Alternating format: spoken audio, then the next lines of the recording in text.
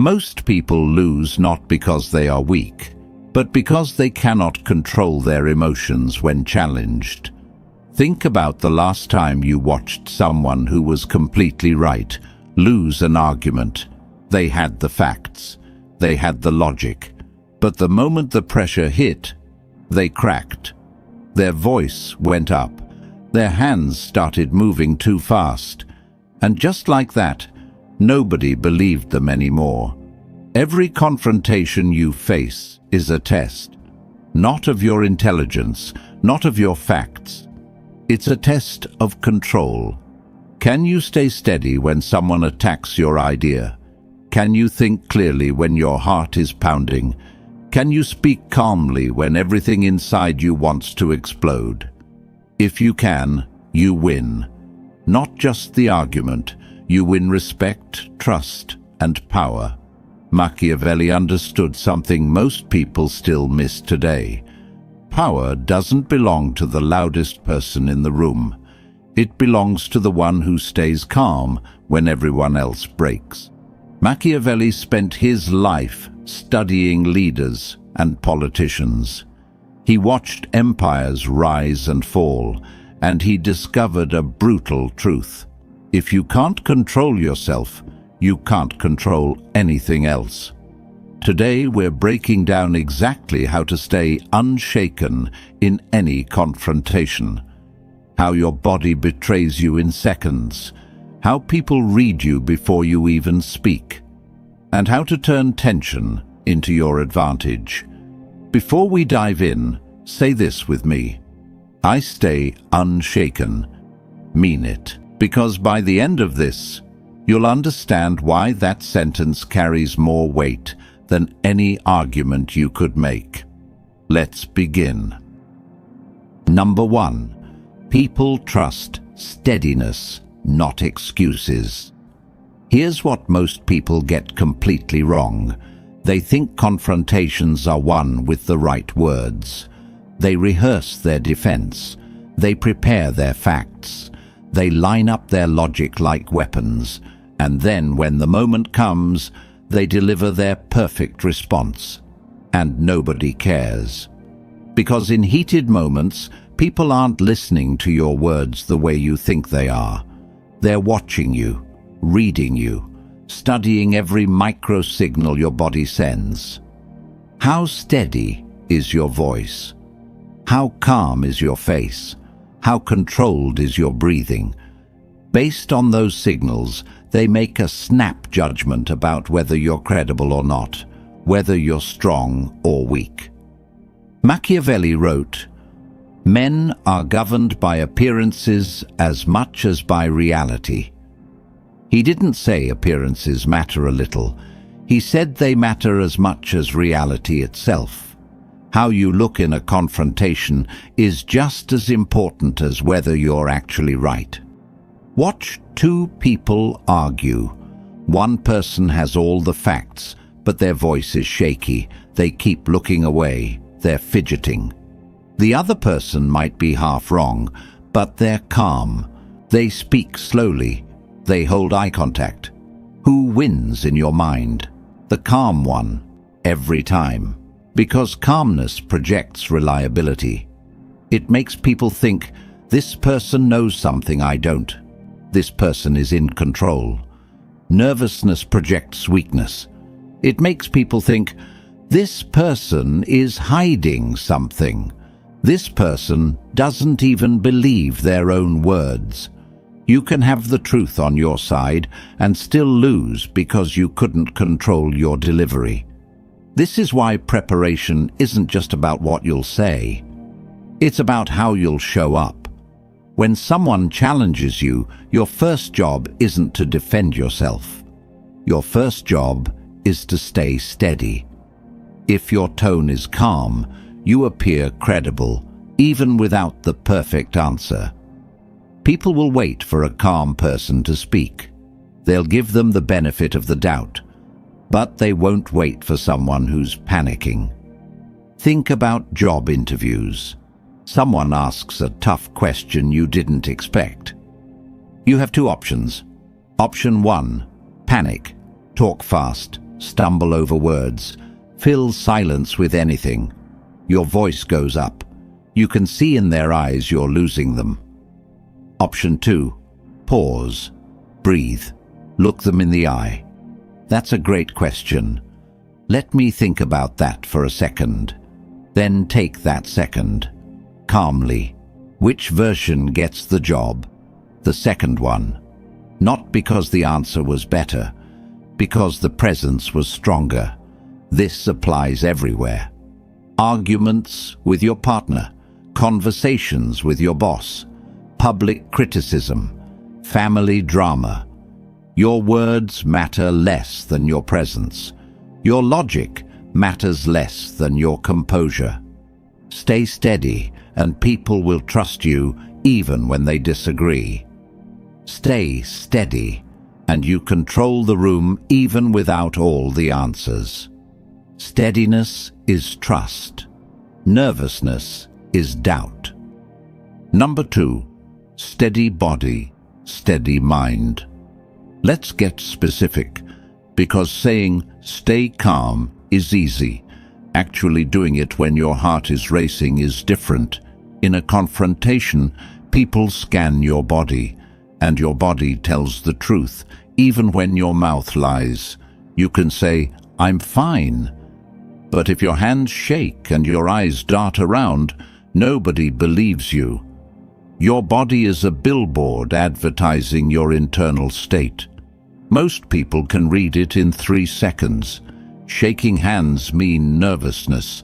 Restless eyes mean insecurity. A rushed voice means panic. Crossed arms mean defensiveness. Every movement, every posture shift, every tone change, people pick it up and use it to decide if they should respect you or dismiss you.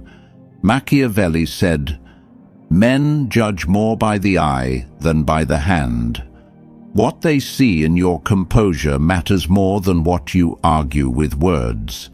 To stay unshaken, control your body first, because your mind follows your body, not the other way around. Most people think backwards. They think calming their mind will calm their body. But when you're in a confrontation, your nervous system is already activated. Trying to calm your mind with thoughts alone is like stopping a freight train by thinking about it. Control your body.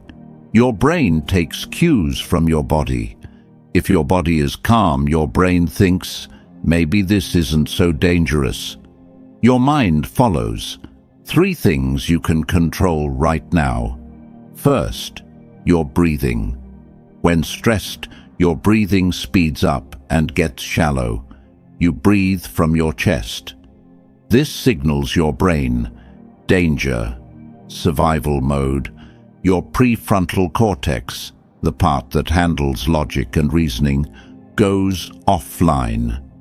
Your amygdala, the part that handles fear, takes over. That's why people say stupid things in arguments. Your scared brain is driving, not your smart brain.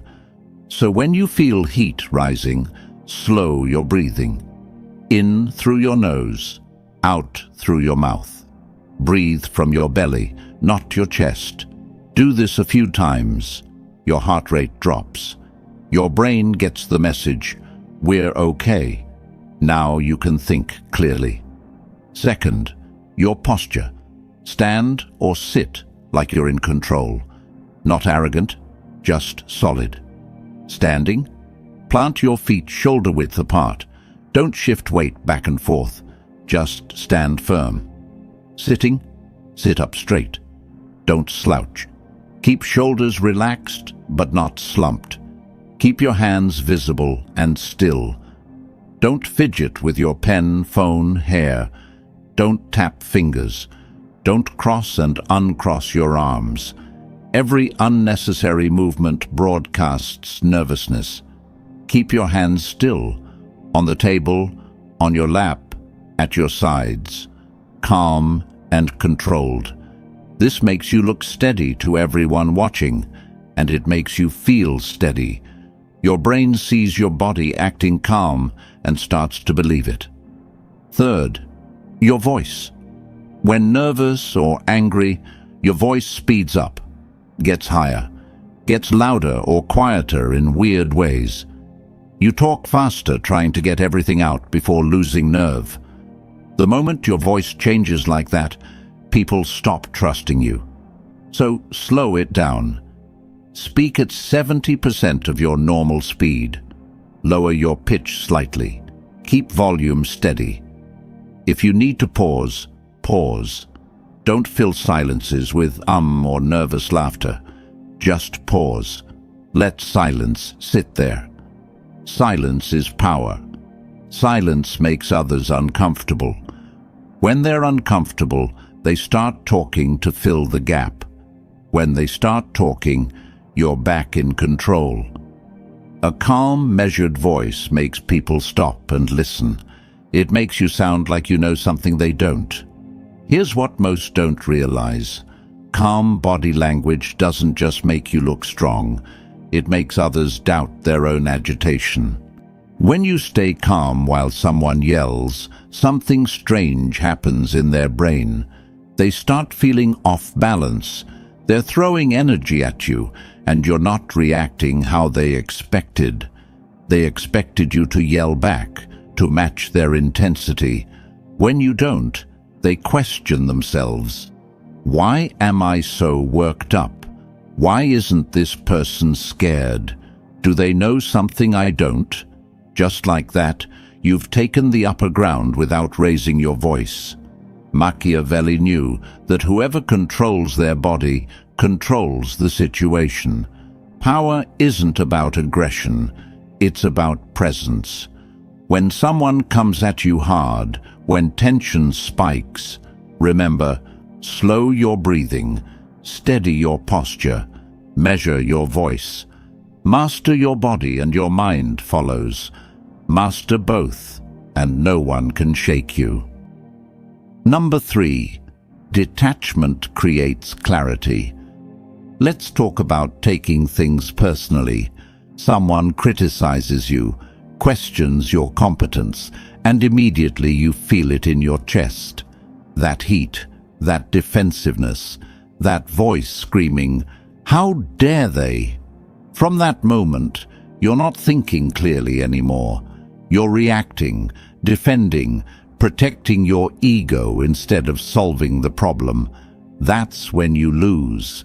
The moment you take something personally, you stop being strategic. You stop thinking ahead. You stop seeing the bigger picture. You're just trying to win right now, no matter what it costs later. This is where detachment becomes your superpower. Detachment doesn't mean you don't care. It means you don't let emotions hijack your brain when you need it most. It means stepping back for a second, even mid-confrontation, and seeing the situation as an observer, not a victim. Machiavelli once said, "A wise man acts as he must, not as he feels." Acts as he must, not as he feels. Not what makes you feel better, not what satisfies your ego, what you must do to get the outcome you actually want.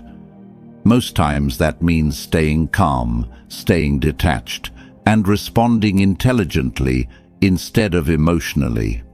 For example, you're in a meeting. You've worked on a project for weeks. You present your idea. Then someone, David, tears it apart in front of everyone. "I don't think this will work. It's not realistic. We've tried things like this before." Two choices. 1. Take it personally. Get defensive. Your voice tightens. "Actually, David, if you'd read the full proposal, you'd see I address those concerns. This is nothing like before." Now, the room's tense. Everyone's uncomfortable. David doubles down because you challenged him publicly. Even if you're right, you look bad because you couldn't handle criticism without getting emotional. 2. Detach. Realize David's comment isn't personal, it's just information. Maybe he has a valid concern. Maybe he's being difficult. Either way, doesn't matter. You're not here to defend your ego. You're here to make the best decision. So, you pause, nod. That's a fair point, David. What specifically concerns you most? Let's dig into that. Watch what happens. Tension drops. The room sees you as reasonable. David either explains his concern properly, helping you improve the idea, or backs down because he doesn't have a good reason. Either way, you win. Not by fighting, by staying detached. See the difference? First version, acting as you felt, defensive, attacked, emotional. Second version, acting as you must, strategic, calm, focused on outcome. That's detachment. Detachment also protects you from saying things you'll regret. How many times have you said something harsh in the heat of the moment, then spent days wishing you could take it back? That happens because you weren't detached. You were inside your emotions, and your emotions wanted to hurt, to win, to strike back. Once words are out, they're out. You can apologize, explain, but you can't undo damage. Detachment gives you space, space to think, space to choose words carefully, space to ask, will what I'm about to say help me or hurt me long term? Most times, hurt. So you don't say it. Instead, you respond intelligently. Stay on point. Keep your goal in mind. The more you practice detachment, the less effort it takes. At first, it's hard. You actively remind yourself to step back, breathe, not take things personally. Over time, it becomes automatic. You notice the moment your emotions spike. You catch yourself before reacting. You pause, detach, then respond. That pause, that tiny space between stimulus and response, is where your power lives. In that pause, you're not a victim. You're not reacting blindly.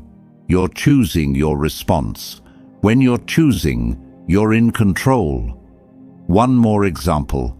Someone insults you, questions your intelligence, disrespects you in front of others. Your instinct? Fire back. Defend yourself. Prove them wrong. Make them pay. But if you're detached, you see it differently. This person is trying to provoke you. They want you to lose control. They want you to look bad. If you react how they expect, you give them exactly what they want, so you don't react at all, or you react so calmly it throws them off. Interesting perspective. Thanks for sharing. Then you move on, like it didn't even touch you. That's power. That's control. Now they look bad, aggressive, emotional, desperate, and you look unshakable. Machiavelli knew that whoever controls their emotions controls the outcome. Detachment creates clarity. Clarity creates better decisions. Better decisions create better results. When someone challenges you, when heat rises, when you feel that urge to defend, breathe, step back, observe, detach. See the situation for what it is, not what your emotions tell you it is. Then respond as you must, not as you feel. That's how you stay unshaken. Number 4, calmness turns tension into leverage. Now we get into real strategy, because staying calm isn't just defense, it's a weapon. When things get heated, calmness stands out. Everyone's raising their voice, getting emotional, talking over each other. The energy is chaotic. Then there's you, calm, steady, not adding to the noise. Immediately, you become the center of gravity.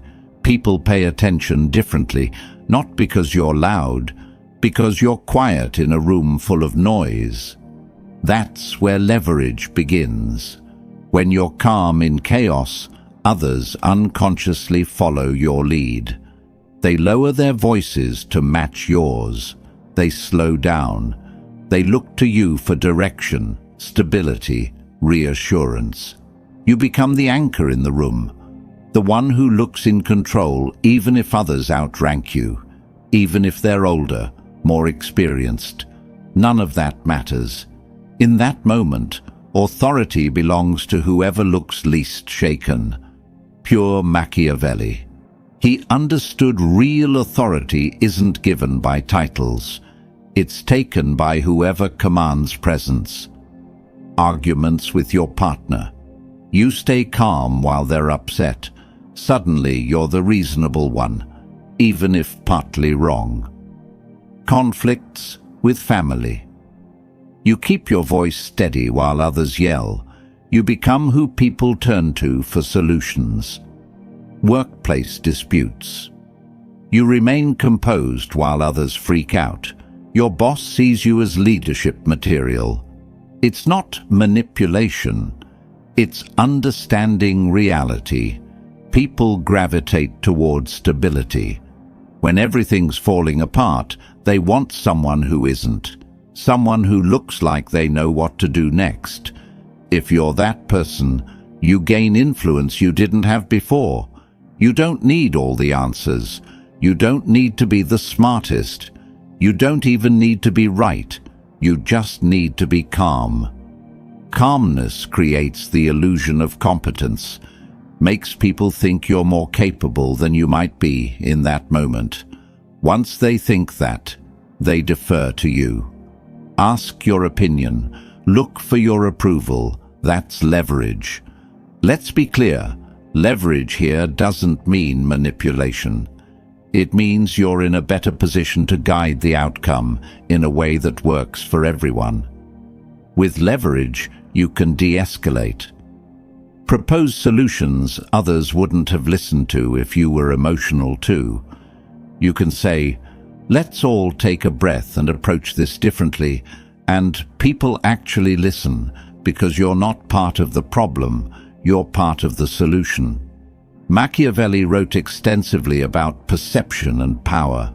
He knew how you're perceived often matters more than what you actually are.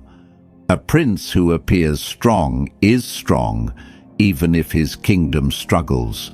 A leader who appears calm is trusted, even if internally uncertain. That's not dishonesty, that's understanding human nature. People make decisions based on what they see and feel, not just facts. What they see when you stay calm is strength, confidence, control. So they give you authority, even if you didn't have it before. You're arguing with someone you care about. Partner, best friend, sibling. Getting heated. They're saying things that hurt. You want to say things back that hurt, but you stay calm. Listen. Don't interrupt. Don't raise your voice. What happens?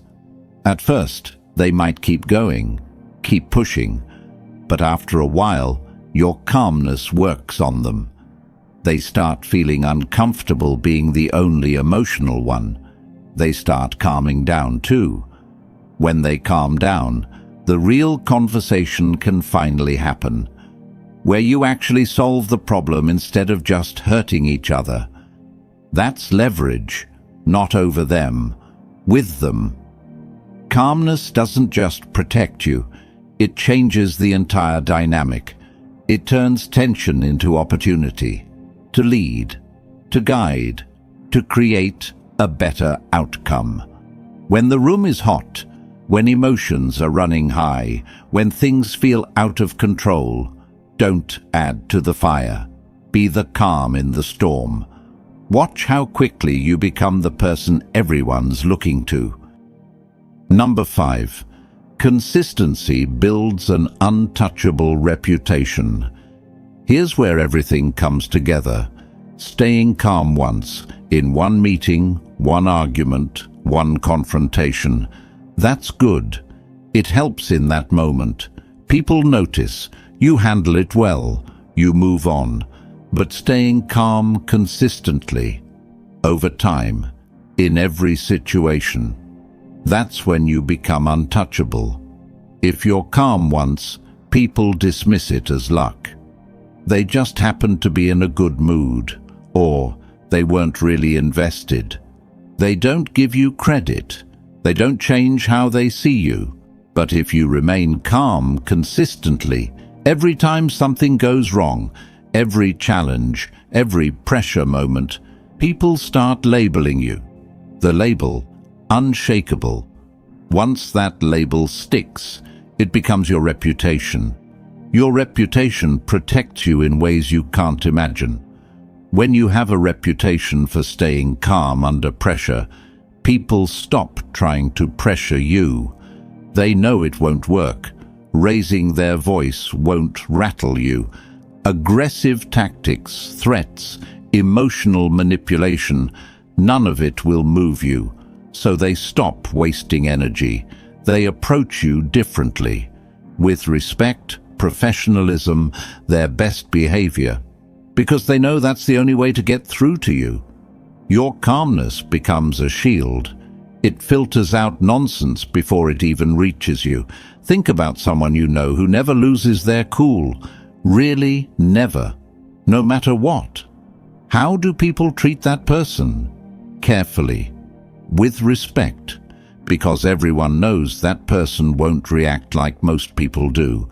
Now think about someone always blowing up, always emotional, always losing control.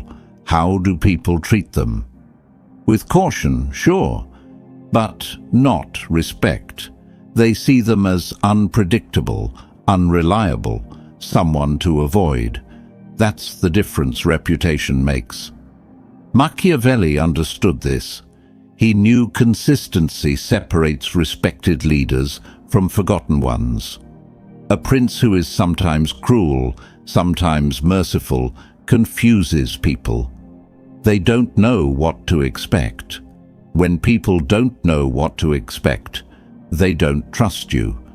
But a prince who is consistently measured, consistently firm, consistently calm, people know exactly what they're getting.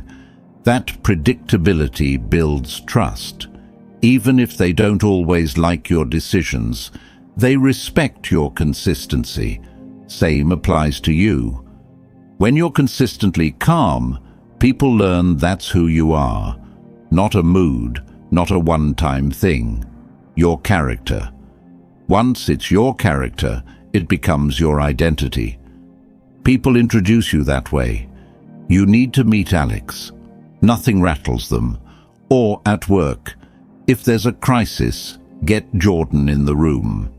They never panic. That reputation opens doors, creates opportunities, makes people want you on their team, in their corner, leading their projects. Everyone wants to work with someone who won't fall apart when things get hard. But here's the hard truth. Building this reputation takes time and requires real consistency. You can't be calm for a month, then blow up at someone and expect your reputation to survive intact. It won't. One major loss of control can undo months of steady behavior, because people remember explosions more than they remember calm. That's how human memory works. We remember outliers, dramatic moments, times someone acted out of character. So to build an untouchable reputation, you have to commit. Not for a week, not when convenient, always. That doesn't mean you can't have emotions. You can be upset, frustrated, disappointed. It means you don't let those emotions control how you show up. You feel them, process them, but don't let them dictate your behavior in the moment. You still speak calmly, think clearly, maintain your presence. Over time, that consistency compounds. Every time you stay calm when others expect you to lose it, your reputation gets stronger. Every time you handle a crisis with composure, people trust you more. Every time you refuse to be shaken, you add another brick to the wall that protects you. Eventually, that wall becomes so strong, nothing can break through. People will test you early on, especially if they're used to seeing others crack. They'll push harder, try to provoke you, see if you're for real or just acting. But if you pass those tests, if you stay unshaken every time, they stop testing. They accept this is who you are, and they adjust their behavior accordingly. This is when you've truly won, not just individual confrontations, but the long game. Now you don't have to fight as many battles. Your reputation does the fighting. People approach you with respect from the start. Don't try to intimidate you. Don't play games. Don't waste your time with drama. And on the rare occasion someone does challenge you, everyone else in the room is already on your side, because they know you're not the problem.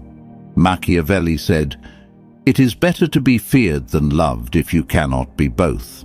But there's a third option, to be unshakable. When you're unshakable, people don't exactly fear you, and they might not love you, but they respect you deeply. And respect is more valuable than either fear or love, because respect lasts. Fear fades when you're not watching. Love fades when emotions change. But respect for someone who never breaks, that stays.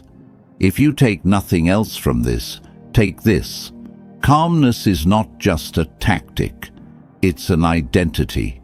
Build that identity consistently, over time, and you don't just survive confrontations, you rise above them entirely. True strength in confrontation is not about volume, not about dominance, not about the loudest voice or sharpest comeback. It's about steadiness. People lose trust in those who can't hold themselves together.